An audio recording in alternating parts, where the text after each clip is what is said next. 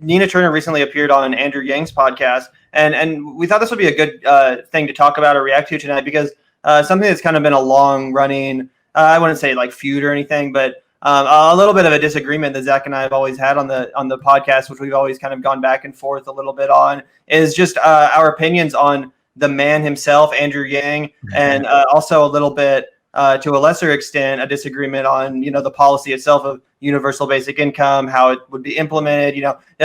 It's just an interesting conversation that I think there's so many different valid perspectives on, so much nuance to, and I think it's a good discussion to have with anyone. So I just wanted to know your opinion, first off, on Andrew Yang, what you thought of his campaign, what you think of him as a presence on the left or in the political sphere. And then we'll watch a little bit of the interview and get your reaction to that as well.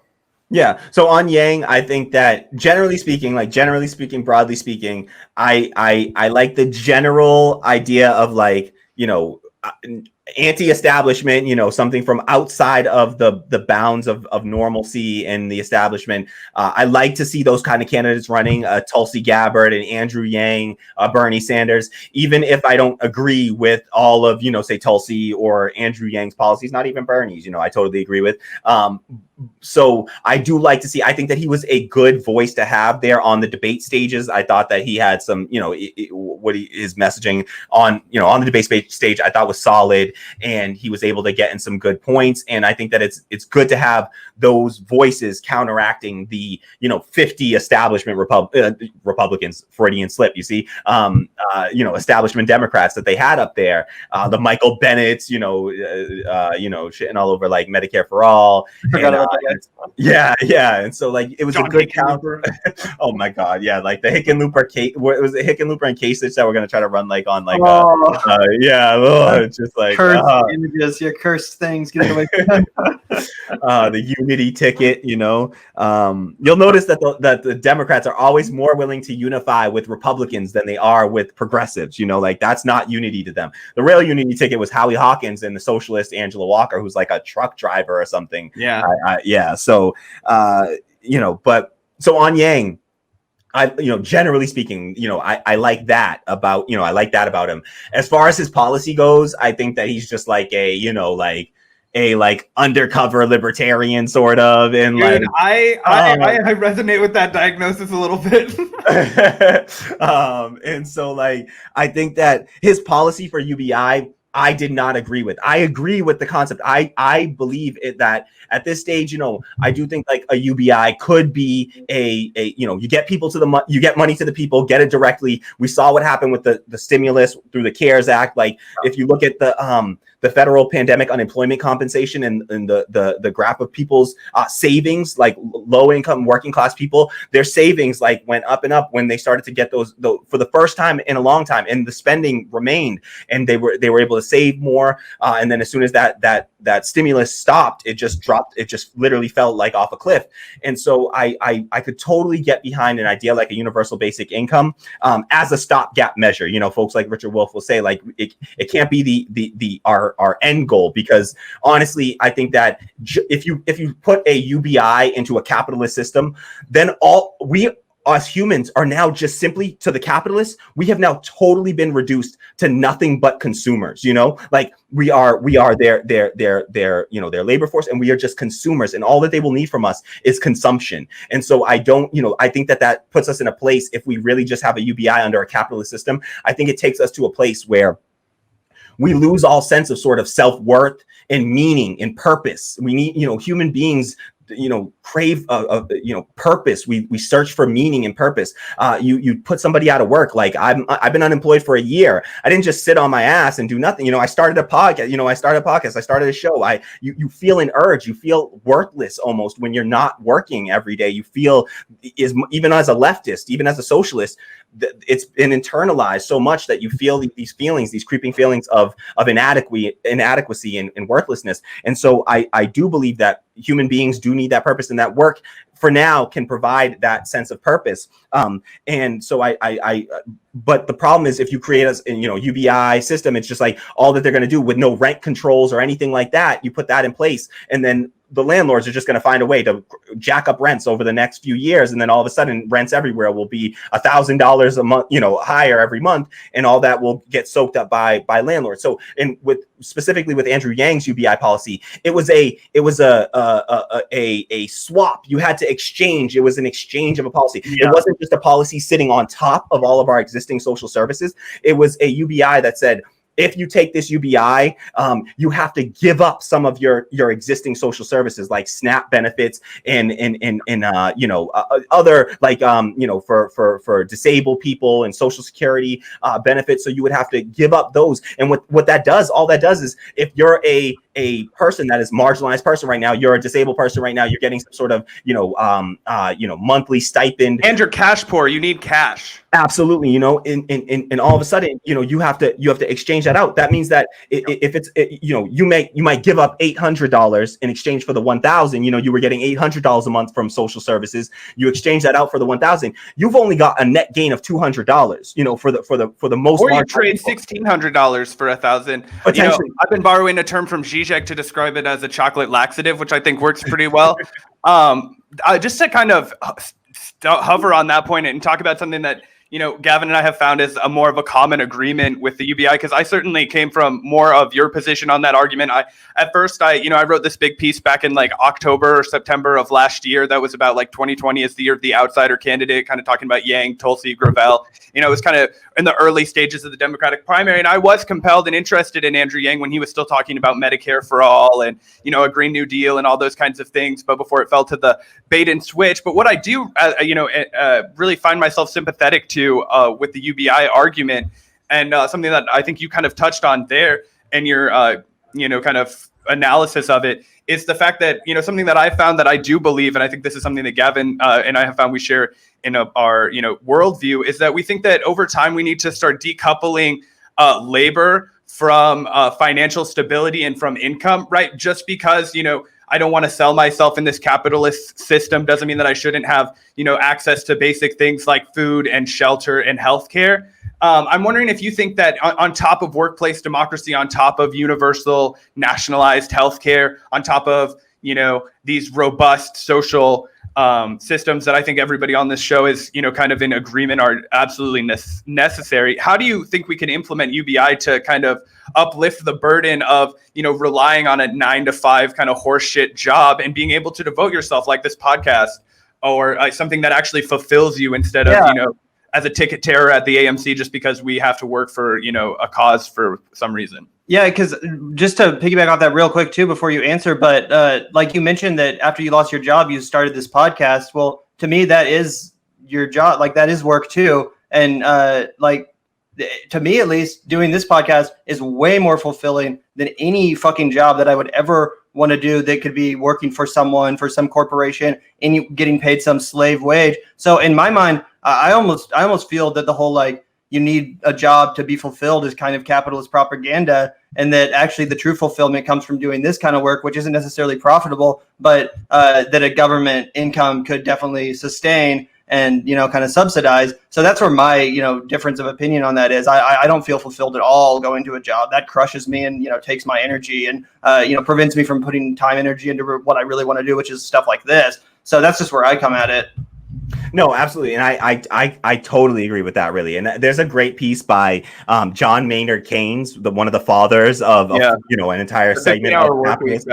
Yeah, the 15-hour work week. He envisioned what work would be like 100 years from, he wrote it in 1930. It would have been 2030. And he imagined that, we would, by then, through all the technological advancements, we would, every time we made a technological advancement, we would reward ourselves by okay, we can produce twice as much stuff in half the time. All right, well, we'll work half as much. Not we'll fire half of the people and leave them destitute and still, produce the same amount, which is how capitalism has actually enacted technological advancements.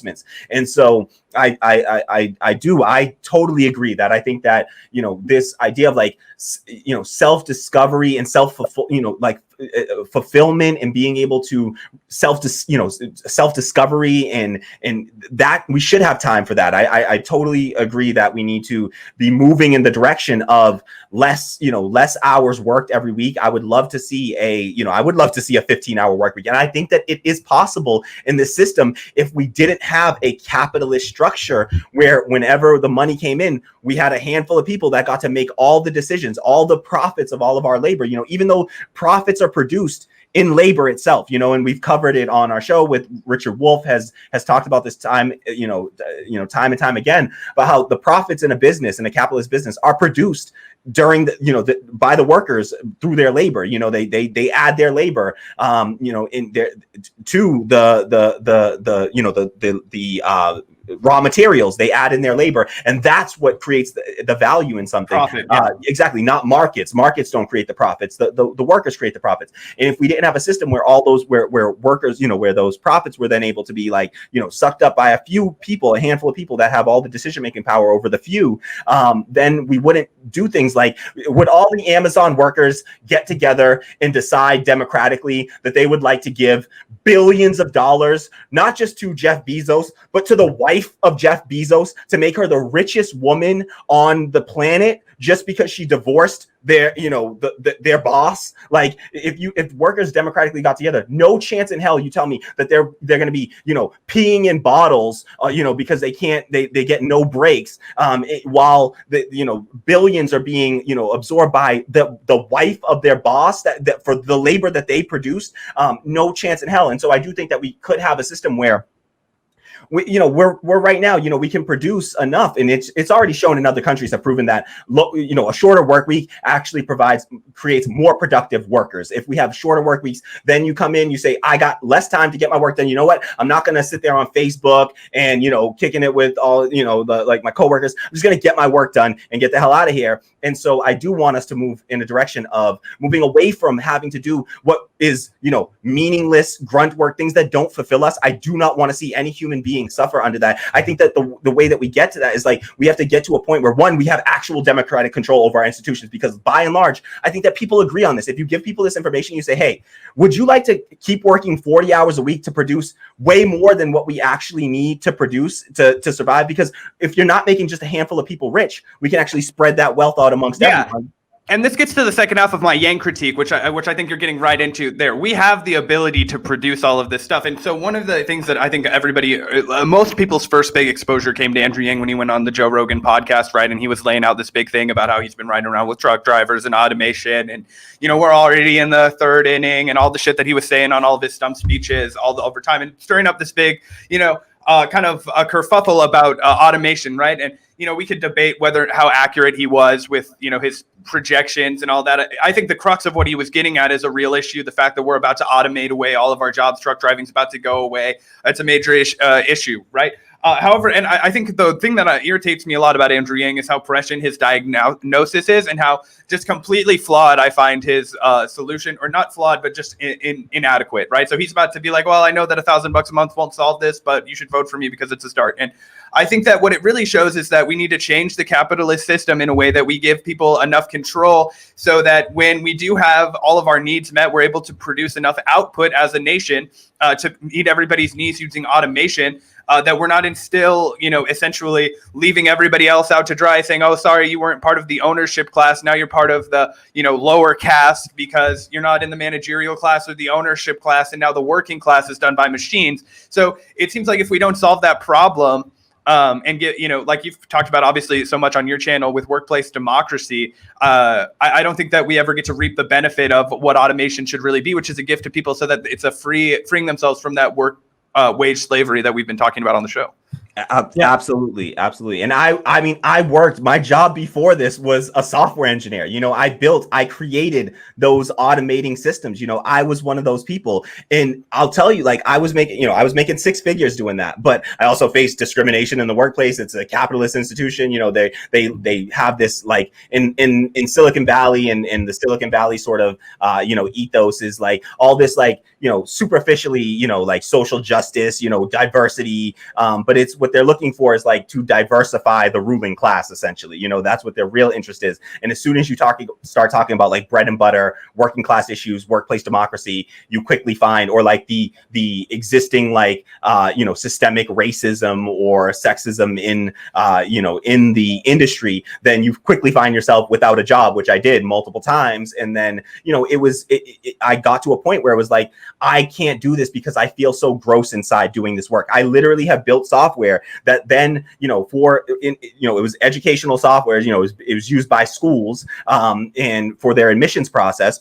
And they literally, you know, I got to be careful. I might get sued for this, you know, whatever. I don't give a damn. You know, you can't get blood from a turnip, so sue me all you want. I ain't got shit, so you know, whatever. But you know, I worked, you know, for this admissions, you know, it was like a, you know, a chat bot that you could chat through, and it helped you, guided you through the admissions process for college. And on the website, you know, we had quotes from one of the administrators at, you know, at Georgia State University, where Ben Burgess is a teacher, and there's a quote from one of them saying, you know, if we didn't have this tool, we would have had to hire 20 more people to do this work. And my immediate thought, like, I got sick to my stomach when I read that. I was like, so you mean to tell me that there are 20 more jobs that I could have, you know, created by just not doing the work that I was doing? You know, could have left 20 more jobs. That's 20 more people employed. That's 20 families with an income in the family. And that matters. That's a community. Think of the impact to the community that has. So I do believe that we are, you know, automating jobs away. That is a very real problem. It's a serious problem. I mean, you know, truck driving is the number one, you know, job is for males in the heartland, for sure. Yeah, it's you know, and so you know, and we have you know, the drive, you know, automated driving, you know, coming on the horizon, and it absolutely is going to wipe some of these people out. But the reality is, as long as we exist within the capitalist system, that's the reason why it's wiping people's jobs out, right? What we could do is, if, you know, when we get the automated drivers, we could say, listen, you drivers, you're the literal reason. The drivers are the reason why they can automate the software. Let me tell you, like, as somebody that builds automated software, in AI, I worked with AI. The way that it works is it gathers data from existing people. You know, people have to do the work. They have to do the work over and over again so that we can collect enough data to try to automate the process away. But we don't reward those people who did all that work, who did all that labor that we're basing our technology off of.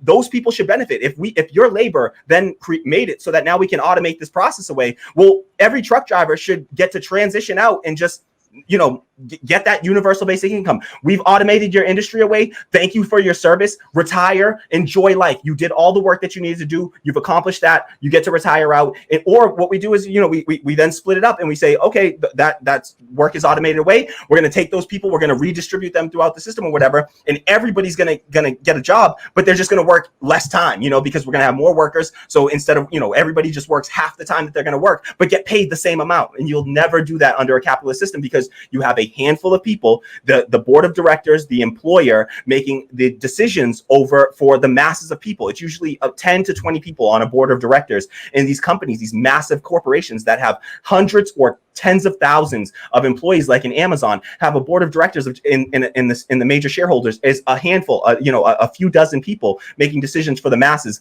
and they will never decide to do things that benefit. Not only will they never decide, they're legally barred from doing so. If you look back, and this is an old case, obviously, but Ford v. Dodge Brothers, right? Everybody's familiar with Ford Motors and Dodge Motors, right? What actually started the Dodge Brothers founded Dodge Motors after a lawsuit against Henry Ford. Henry Ford had the Model T Ford and Ford Auto, and it became the most basically, he was the Jeff Bezos of his time, right? He was the guy that was making all of the money, and when he was like, holy shit, we've made so much of this money, let's give it back to the workers. Now, you know, my family's made more money than we could ever spend. All of our stock, everybody's rich beyond their wildest dreams. They were the only automobile manufacturer. It was a hot market, right?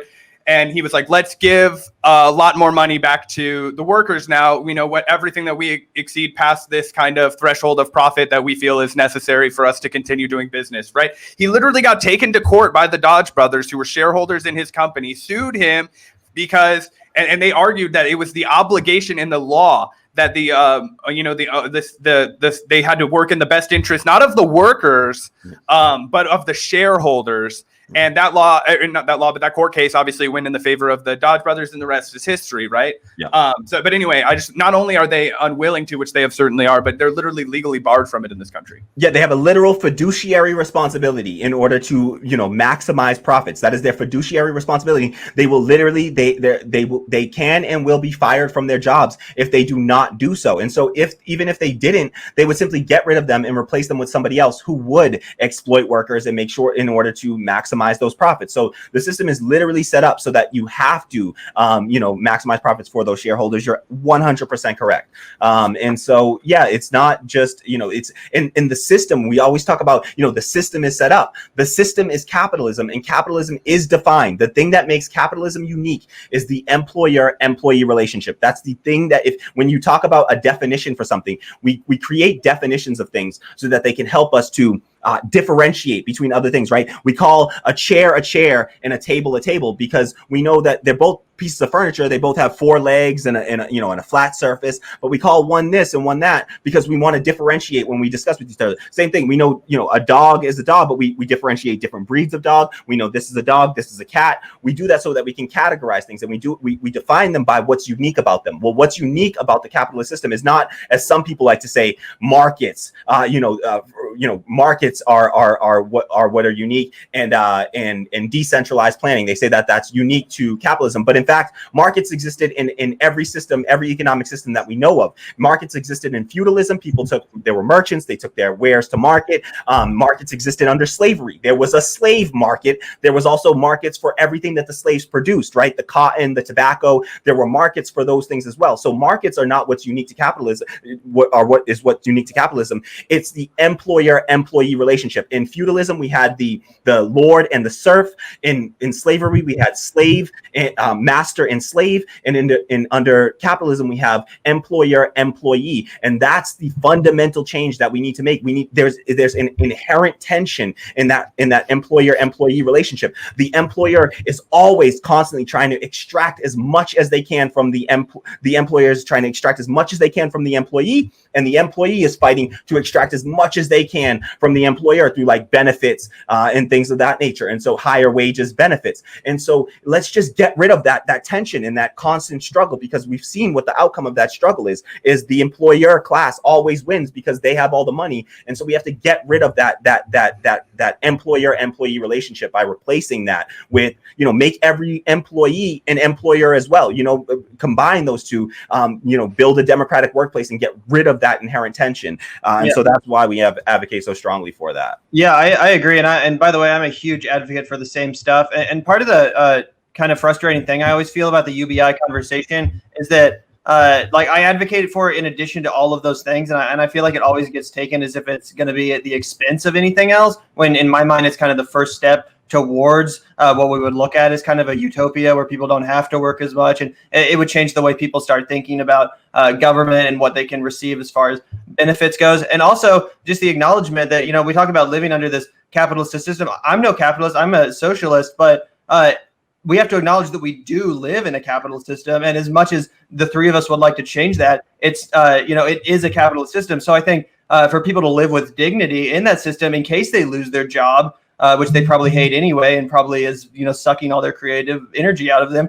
If they lose that job, they have, a little bit of money so that they can eat, so that they can pay their rent. I think that food is a human right. I think that housing is a human right, but I don't think that those things can be guaranteed as rights unless income is also guaranteed as a right. So I just think it needs to be included in the conversation that income, as long as we are in a capitalist system, which unfortunately, newsflash, we are, income has to be a right, or else there is no dignity for people that are suffering, for people that are out of work, for people that are, on the shit end of the system, which is, as we've said, built to benefit the top and not the bottom. So that's my take on UBI. And again, I'm no capitalist. I totally agree too. I have the the fear that a UBI, it continues the materialization, the commodification of everything in our society, from food to, nature to everything. So I have those fears too. I guess it's more just born from an acknowledgement of the reality that we're in, and that maybe it could be,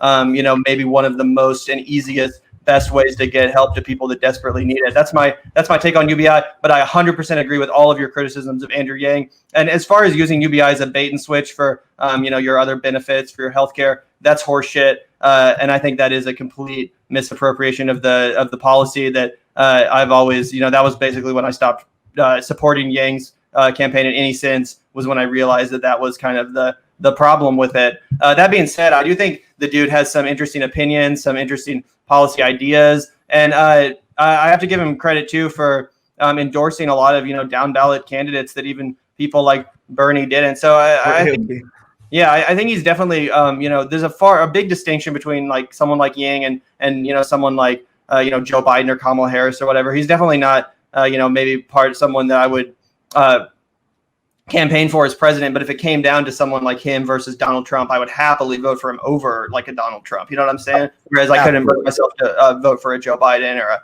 Kamala Harris or a Michael Bloomberg. I totally agree. Whatever. Yeah. So I would have voted for Yang. I did not vote for Joe Biden. I would have voted for Andrew Yang, but I did not vote for Joe Biden because I do believe, and I think that we could have made a fight against Andrew Yang because I don't think that it's necessarily nefarious with Andrew Yang. I think that he's just your typical Silicon Valley bro. And my exposure to Andrew Yang is actually a little bit different because it's one of those weird things. Venture for America. So just a little bit about my background, my like whole, economic, coming around as a socialist. I was actually in business school in college, and I was, deeply involved in this organization that was sort of like how we're going to use capitalism to innovate ourselves out of all these like kind of just horrible things that are going on in our society. And, through, just my evolution, that was all sort of for the birds. But one of the big things that everybody was so obsessed with when I was involved in the program was Venture for America, which for people who aren't familiar is basically the organization that Andrew Yang founded. And I think that's what makes me a little bit more suspicious of Andrew Yang. I think just reflecting on all of the people who were in their political perspectives and how they viewed changing the world through market innovation and bringing startups to places like Austin, Texas and Detroit, which is, in my view, just going to displace a lot of the, working class and, gentrify those cities and push out a lot of people. So just bringing, PMC economic opportunity to an area certainly isn't going to solve any issue. But I don't know. I think that your guys are certainly correct in the fact that he would be miles better than somebody like Joe Biden, because I think that at least he hasn't been weathered by this like whole kind of idea of what Washington has to be. And, he doesn't seem as limited and confined in, policy visions and things like that. He would at least seem open to, making a change and not narrowly like, oh, no, we can't do that. That's ridiculous. That's pie in the sky. You know what I mean? Yeah, absolutely. And I think, I just want to make that clear too, because I know Yang Gang, whenever you talk about Andrew Yang, like they find their way to those comments. Oh, I've taken my fair share from the Yang Gang. Calm down, Yang Gang, calm down. We're not 100% against Yang or anything like that. We give him a chance. But he's definitely, so I agree with Gavin. I would support him over Joe Biden. I think that, I totally agree with what you said there. And in fact, a little bit more background on me. I'm also, of that sort of, I was, 5 years ago, I consider myself a centrist. I was totally like, I bought the neoliberal meritocratic, BS. I wasn't in business school. I was an engineer, but I entered a business launch competition at my university, won the business launch competition and launched a capitalist, business that still stands to this day. I'm technically the CEO of this, this capitalist, it's educational software. It's like online note-taking and study platform. You take notes, click a button, instantly turn your notes into decks of flashcards. And then it has like a whole automated, space repetition learning system. That's some true innovation of right there. Exactly. So I was in there. I mean, we won it through like a Shark Tank style competition, business competition. That's cool. So like it was, I went through all of the motions. I in fact could have been the next Mark Cuban. I incorporated my business through one of the largest like corporate lawyers, Foley Hogue in Massachusetts. They're one of the biggest corporate lawyers, and they made us set up an S corp inside of Delaware aware. They encouraged us. They told us when we were there in meetings, 2 of us out of the 3, we had 3 members of our group. 2 of us went to a meeting because the 3rd one couldn't make it. And the guy there, the lawyer there, tried to convince us to push the 3rd one out, because he told us, you want to keep the control over the company. You have to you want to make sure that you have as few people as possible on your board of directors. So he tried to convince 2 of us to push out the 3rd one, and that was only 3 of us. And they're already trying to set up a system where it's like, keep one down and try to maintain and hold control over this power. And in fact, running building a capitalist business, if you do enough of those programs, and they have like programs like Yang's Venture for America, they have other programs. There's a program called Y Combinator where you try to the incubator. Incubator programs, and in those they give you all these statistics about capitalist businesses and how businesses do. They don't say it's capitalist, they just say how businesses perform. And one of the things that they warn you of as you're going through this is that there's a very high likelihood that when you start a business with your friends, that it creates tensions in your friendships. And it was like something that we were warned about, like that it will create tensions in your friendships. And there's a lot of people that go into business together end up in with a tension that splits them apart or whatever. And I experienced it myself. My best friend and I do not speak anymore because of the capitalist business that we created, because all of the tension and all of that pressure to perform. And I was saying things like, I don't care about your loved ones, and like, we just need to work, we got to work more. And they get you in that mindset, and they have you believing it yourself, that, oh, I got here because I'm smarter, better, faster, stronger than the other. I'm an innovator. I'm a world changer. It's that whole chaos monkeys kind of like Silicon Valley social network kind of vibe out. Yeah. And just to continue that, I'm perfectly prepared to stab Gavin right in the front as soon as the duffel bags from the cash from the Kremlin. Come on, this will be a one-man live stream, but no, they have you in there, and they got you in that mindset, and they have you buying that, drinking that Kool-Aid. And before long, you're following along, and you believe it because you think, oh, well, if I succeeded, it must mean that this is real. And so it's when I say this, a lot of people, I get some feedback from right wingers and conservatives that are like, oh, you just can't succeed, and you're just bitter because you don't know how to do anything, and you're just dumb, and but it's like, no, listen, I made it. I started a capitalist business. I became the CEO of that. We launched software that is used all around the world still to this day. But I felt gross. I felt terrible doing what I did, and it felt wrong. And so, yeah, I just don't. But on the topic of UBI, I just want to say, and like I mentioned that I don't think that Andrew Yang was necessarily nefarious. I just think that he misunderstood and truly believed that was a better policy, the way that he was structuring it. He thought maybe he was, cutting down on some of the red tape and the bureaucracy of the government. But I think that what Ilhan Omar is talking about in that clip that you played earlier, I think that that's a different form of UBI. I don't think for a second that Ilhan Omar is going to introduce a bill that says that you have to exchange, UBI for another service. I totally agree with right now, UBI. I think it's a solid stopgap measure, as long as we acknowledge that it's just a stopgap, and that it cannot be the end goal, because it's going to make a lot of people comfortable, and I worry that comfort might get people to say, all right, well, I guess this capitalist system does work after all, and let's not change the capitalist structure, and let's continue to be wage slaves for the rest of our lives. I think that's fair enough, but I think you could say the same thing about, like, well, if you give people Medicare, then they're not going to want to fight for other causes. Some people need money just like some people need Medicare. So I think that aside, I think we should pursue giving people that relief if they need it. I think similarly to any policy, it's not the end all be all. I don't think any single policy will get us 100% of the way there. That's why I always try to include it in a conversation. It can't be exclusive of the Green New Deal, for example, because capitalism is destroying our environment. We can't just fuel capitalism and ignore the environmental destruction. So it needs to be a confluence of policies.